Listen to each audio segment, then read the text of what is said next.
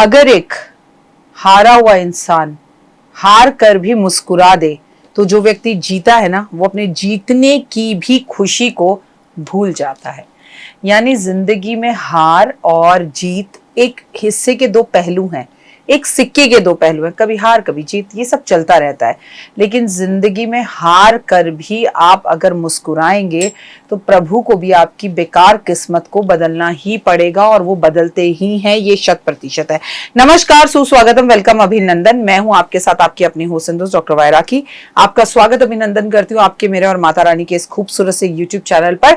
कैसा है मेरा ये संसार, दिन दुगनी रात चौगनी, आप तरक्की करें, जीवन में खूब सफलता आपको मिले, लाइफ में जो आप चाहें वो आपको प्राप्त हो, जिंदगी में कभी किसी चीज की कोई कमी आपको स्पर्श ना कर पाए, ऐसी परमपिता परमात्मा से हाथ जोड़कर मेरी कामना है। आप अपना भला कीजिए, यकीन मानिए आप अपना भला खुद करेंगे तो आपका भला प्रभु भी करना शुरू कर देंगे। Everything is depend on your karmas. अगर आप मेरे साथ जुड़े हुए हैं तो मैं लगातार व्रत के बारे में आपसे बात कर रही हूं। तो आज एक बहुत महत्वपूर्ण व्रत के बारे में हम बात करने जा रहे हैं, जो है गुरुवार का व्रत।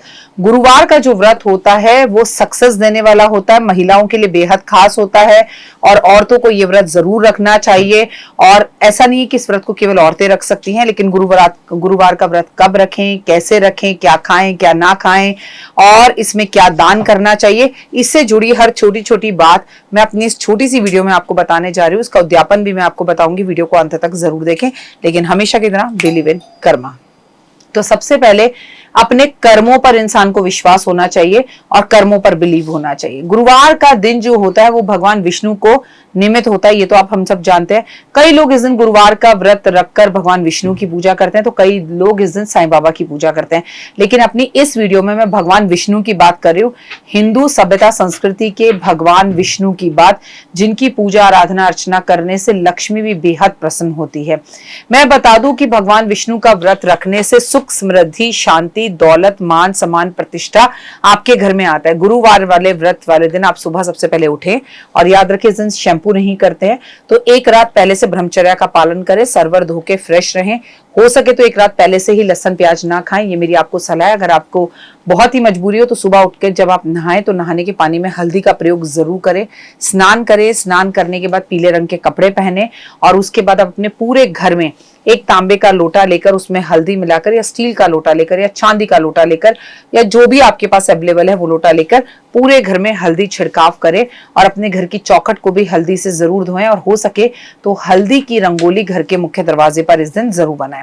भगवान विष्णु का व्रत आपको रखना है तो हाथ में थोड़े से चावल लेकर, थोड़े पीले पुष्प लेकर, थोड़ा हल्दी लेकर, कुछ पैसे लेकर संकल्प करिए कि प्रभु मैं आपके व्रत रखने जा रही हूँ। मैं 1 वर्ष के व्रत रखूंगी, या मैं 21 व्रत रखूंगी, या मैं 11 व्रत रखूंगी, या मैं बृहस्पतिवार के 16 व्रत रखूंगी, और वो चावल और पुष्प भगवान के चरणों में छोड़ दीजिए। संकल्प ले लीजिए, व्रत रखना शुरू करा अब आपने, और भगवान विष्णु को एक लकड़ी के प्यारे से पाटे पर या पटरे पर बिठाकर, चौकी पर बिठाकर, पीला कपड़ा बिछा के, साथ में लक्ष्मी विष्णु को बिठाकर, गणपति को सबसे आगे बिठाकर उनकी पूजा आराधना अर्चना की, गाय के घी का दीपक जलाए, पीले पुष्प अर्पण करे, पीले चावल अर्पण करे, और पीला चंदन उन्हें लगाया, पीली मिठाई उन्हें भोग लगाई, और जो दीपक आप जला रहे हैं उसमें भी थोड़ा सा केसर जरूर मिला लीजिए आप, इससे आपको 100% बहुत लाभ होगा।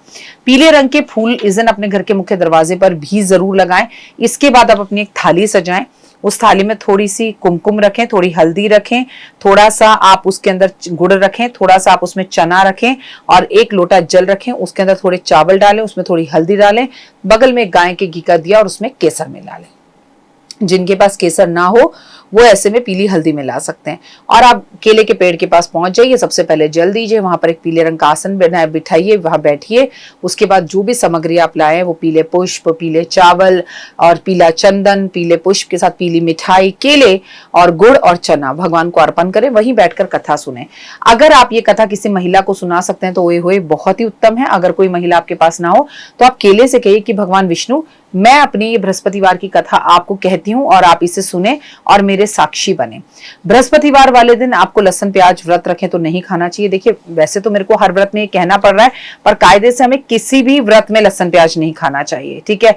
इस दिन सर नहीं धोना चाहिए, इस दिन साबुन का प्रयोग नहीं किया जाता, इस दिन आप बाल नहीं कटवाएं, नाखून नहीं कटाएं, मदिरा मांस का इस्तेमाल बिल्कुल ना करें। गुरुवार वाले दिन आपको गाय को गुड़ और चने की दाल जरूर खिलानी चाहिए, पर चने की दाल रात में भीगी हुई हो या केला खिलाएं तो बहुत अच्छा है। गुरुवार का व्रत रखकर केले के पेड़ की पूजा कर आप केला सेवन भी नहीं कर सकते। इस दिन केला आप दान कर सकते हैं पर केला खा नहीं सकते। जिस दिन आपका गुरुवार का व्रत हो इन बातों का ध्यान आप जरूर रखें। रात्रि में शाम के टाइम पर गुरुवार के व्रत में नमक नहीं खाया जाता। अगर आपकी हेल्थ इश्यूज अच्छी नहीं है या आपको प्रॉब्लम है या बीपी या शुगर है तो नमक छोड़ना आपके लिए थोड़ा मुश्किल हो सकता है। तो ऐसे में आप भगवान को बोल दें कि मैं सात्विक भोजन एक टाइम पर करूंगी, लहसुन प्याज के बिना रोटी चावल सब्जी सब खाऊंगी। नमक छोड़ सकते हैं तो फीका खाना खाएं, मीठा खाना खा सकते हैं तो मीठा खाना खाएं। वो आपकी हेल्थ इश्यूज पर, कंडीशंस पर है। भगवान आपसे इस कलयुग में नाराज नहीं होंगे। जितना आपसे हो सके उतना आप कीजिए, जो आपसे ना हो सके उसे आप मत कीजिए। उसके बाद शाम के टाइम आप जब भोजन करें तो भोजन करने से पहले ब्राह्मण को भोजन करा ले, या कम से कम 1 गिलास केसर का दूध किसी मंदिर में जाकर ब्राह्मण को या छोटे बच्चे को पिला दे तो बहुत ही उत्तम रहेगा। अब आती है बात कि आपने कथा भी पढ़ ली, पूजा भी कर ली और सब अच्छे से कर लिया, पतिदेव के पैर जरूर छुएं और केले के पेड़ की परिक्रमा भी जरूर करें। आपको जिस दिन इस व्रत का उद्यापन करना है उस दिन आपको केले के पेड़ के पास जाना है, पीले रंग का कपड़ा लेना है, उसमें कम से कम आधा किलो चने की दाल डालनी है, आधा किलो बेसन के लड्डू डालने हैं, हल्दी की साबुत 11 गांठें डालनी है और ये हल्दी ये सारा कुछ पीले कपड़े में बांध कर उसके साथ आपने 21 रुपए रखकर केले के पेड़ की जड़ में रखकर आ जाइए, केले के पेड़ के तने पर बांध कर आ जाइए और प्रभु से कहिए कि प्रभु आज मैं अपना व्रत का उद्यापन करती हूँ, व्रत खोलती हूँ। आप चाहें तो इस दिन पीले चावल बांट सकती हैं प्रसाद स्वरूप, आप चाहें तो इस दिन पीले लड्डू बांट सकती हैं, आप चाहें तो गर्मियां चल रही हैं पीले आम भी बांट सकते हैं, आप चाहें तो भंडारा छोटा सा कर आप इसमें केले भी बांट सकते हैं, खीर पूरी हलवा भी आप लोगों को खिला सकते हैं। जो आपकी आर्थिक स्थिति आपको मतलब आपकी आर्थिक स्थिति आपको अलाउ करती है वो कोई भी चीज आप बांट सकते हैं और दे सकते हैं। बृहस्पतिवार के व्रत महिलाओं के लिए रखना बेहद उत्तम होता है। बृहस्पतिवार के व्रत रखने से सुख समृद्धि और लक्ष्मी आती है। हम सब पागलों की तरह लक्ष्मी के पीछे दौड़ते रहते हैं, लक्ष्मी की पूजा करते रहते हैं, श्री यंत्र की पूजा करते रहते हैं। देखिए वो गलत नहीं है, वो भी करना जरूरी है, लेकिन जिस घर में केले के पेड़ की पूजा होती है, जिस घर में विष्णु की पूजा होती है तो पत्नी वही होती है जहां पति उसका होता है। और मैं कहूं केले के पेड़ को आप घर पर लगा लें तो ऐसी गलती मत करना, क्योंकि केला रहे सदा केला। अगर आप ग्राउंड फ्लोर पे रहते हैं तो घर के आसपास थोड़ी सी दूर पर लगा ले, अगर आप 7th फ्लोर पर रहते हैं तो घर के आसपास किसी मंदिर में जाकर अगर आप ये पूजा करें तो इससे बेहतर कोई भी चारा नहीं है। मतलब ये बेहतरीन उपाय है, इसे आप जरूर करें और कमेंट कर बताएं आपको कैसा लगा बृहस्पतिवार का व्रत रखना। शुक्ल पक्ष, कृष्ण पक्ष किसी से भी आप शुरू कर सकते हैं। ज्यादातर लोग जो है इसे शुक्ल पक्ष से ही शुरू करते हैं, लेकिन मैं कृष्ण पक्ष को बुरा नहीं मानती हूँ।